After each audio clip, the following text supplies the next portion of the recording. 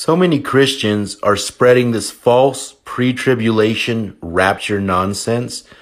Let's clear up the air and read the words of Jesus Christ himself, because so many people are denying his words yet expect to be raptured.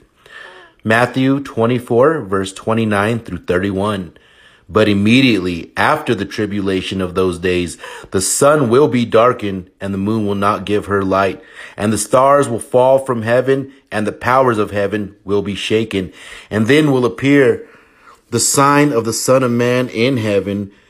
And then will the tribes of the earth mourn, and they will see the Son of Man coming upon the clouds of heaven with great power and majesty. And he will send forth his angels with the trumpet and a great sound, and they will gather his elect from the four winds, from one end of heaven to the other.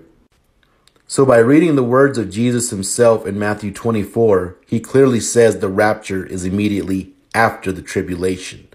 Now let's read the parable of the weeds.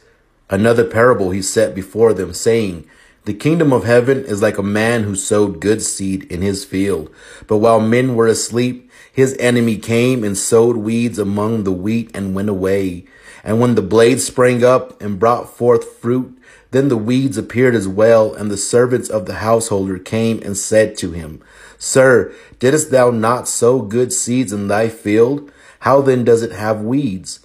He said to them, An enemy has done this. And the servants said to him, Wilt thou have us go and gather them up? No, he said, lest in gathering the weeds you root up the wheat along with them.